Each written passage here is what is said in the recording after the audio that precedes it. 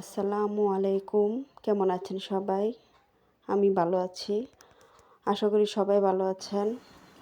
আমি ফারজানা মামিসিংহ মেয়ে ব্লগ থেকে আজকে ব্লগটি শুরু করছি সকাল থেকে। তো সকালে রান্নাবান্না থেকে শুরু করে আজকে সারাদিন টুকটাক কাজ আপনাদের সাথে শেয়ার করব। তো এই তো রান্নাঘরে চলে আসলাম সকালে নাস্তা বানাইতে। তো সকালে নাস্তা রুটি, রাত্রের তরকারি ছিল, সাথে ডিম পোস্ট করে দিছি। এই দিয়ে আমাদের সকালে নাস্তা হয়ে গেছে। এদিকে মা আর ছেলে বসছে নাস্তা করতে। তো এই যে নাস্তার পর আমরা চা খেয়ে নিলাম। তো মা আর আমি চা খাইলাম আর আমার হাজব্যান্ডকে কফি বানিয়ে দিলাম। তো এই তো নাস্তা খাওয়ার পরেই শুরু করে দিলাম দুপুরে রান্নাবান্না কাজকর্ম। এই ব্যস্ততা থাকবে আমাদের দুপুর পর্যন্ত। তো দেখা যায় কি এই দিনটিতে আমরা সকাল থেকে দুপুর পর্যন্ত ব্যস্ততার মধ্যেই কাটাতে হয়, কারণ বন্ধের দিন, এটা সবাই জানে, সবারই এই দিন ব্যস্ত বেশি থাকে সবাই। তো এই তো ছেলে প্রাইভেটে চলে যাবে, আমি চলে আসলাম রান্নাঘরে। বাসন অনেকগুলো জমে গেছে, মাজতে হবে। তো আমি থালা বাসনগুলো ভালো করে মেজে নিব। তো এইদিকে বাসন মাজতে মাজতে দেখা গেল যে সবার উদ্দেশ্যে একটা কথা বলতে চাই। তো আমার ভিডিওটি যে দেখবেন প্লিজ সাবস্ক্রাইব করে দিবেন, লাইক করে দিবেন। তো এইদিকে থালা বাটিগুলো সব মেজে গুছিয়ে রাখবো। ওইদিকে আমি রান্না বসিয়ে দিছি চুলায়, ডাল হইতেছে। তো বাসন মাজতেছি, দেখা যায় কি শুক্রবার দিন অনেক বাসন হয়ে যায়। বাসন মাজতে মাজতে হাত ব্যথা করে, এই পরিমাণ বাসন হয়।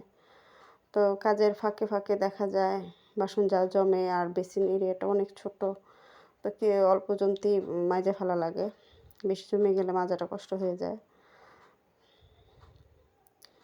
তো এই তো কাজে একরকম গুছাইয়ে ফেলছি।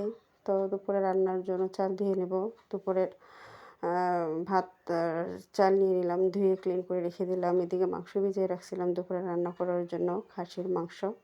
তো এগুলো ভালো করে ধুয়ে ক্লিন করে রেখে দেব। রান্নার আগে যতটা গুছিয়ে কাজ করা যায় রান্নাটা তাড়াতাড়ি হয়। আর যেহেতু আমি এক চুলায় রান্না করি, তো দেখা যায় সব গুছিয়ে রেখে দিলে তারপর একটার পর একটা রান্না বসাই দিই। এই তো ডাল হয়ে গেছে, ডালটা নামে আমি এখন বাগার দিয়ে দিব। ডালটা সকালে নাস্তার পরই ডাল বসাই দিছি, কারণ ডালটা হইতে একটু সময় লাগে। তো এই তো ডালটা হয়ে গেছে, এখন মাংস বসাই দিব। তো খাসির মাংস রান্না করলে কি হবে, এখানে দেখা যায় যে আমার ছেলে খাবে, মা খাবে, কিন্তু আমার হাজব্যান্ড খাবে না, ও পছন্দ করে না এই মাংসটা। তো ওর জন্য মুরগি মাংস রান্না করবো, ওটাও ভিজিয়ে দিছি। তো মাংসটা বসাই দিব। আসলে রান্না বান্না করতে করতে দেখা যায় বাকি কাজগুলো আমাদের পাশাপাশি সাইডে ফেলতে হয়, কারণ অনেক কাজ থাকে, অনেক কাজ আর শেষ হয় না। যখন রান্নাবান্নার সকল কাজকর্ম শেষ হয়ে যায় তখন আমাদের মনে হয় যে আসলে এখন ফ্রি আছি। তো এই তো পাশের রুমে চলে আসলাম বিছানা গুছাইতে। তো বিছানাটা এলোমেলো হয়ে আছে, বিছানাটা গুছাই ফেলি। তো বিছানা গুছানো থাকলে দেখা যায় কি ঘরের অর্ধেক কাজ মনে হয় শেষ হয়ে যায়, এমন লাগে। তো এই তো বিছানা গুছিয়ে ঘরটা একটু গুছিয়ে ফেললাম। আর এদিকে মাংসটা, খাসির মাংস হয়ে গেছে, নামিয়ে নিছি, আর মুরগির মাংসটা বসাই দিছি। তো মুরগির মাংসটা বসায় আর দেখাই নেই। তো মাংস হতে থাক, এদিকে বাকি কাজটা আমি করে ফেলি। এদিকে পাশের রুমে দেখি তারা বাপ ছেলে রেডি হইতেছে, নামাজে যাবে, তো ওদের বিদায় দিয়ে দিই। নামাজের সময় হয়ে গেছে, এদিকে আমার ঘরের অনেক কাজ বাকি আছে।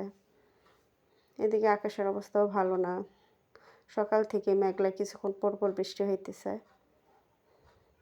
তোরা যাওয়ার পরই যে মুষলধারে বৃষ্টি। বৃষ্টির দিনটা আসলে ভালো লাগে, কারণ রান্না বান্না করে খাও আর ঘরে শুয়ে রেস্ট নাও, এই সময়টা এইভাবে ভালো লাগে। তো এই তো দুপুরে নামাজ পড়ে আসার পর ওদের খাবার দিয়ে দিলাম। তো বাপ ছেলে খাইতে বসছে, পাশে আমিও খাইতেছি। দুপুরে একসাথে খাওয়ার মজাই আলাদা। আর এই দিনটি দেখা যায় শুক্রবারের দিনটিতে একসাথে খাওয়া দাওয়া করা হয় দুপুরবেলা। আর আর অন্য দিন দেখা যায় যে রাতে খাওয়া দাওয়া একসাথে করা হয়।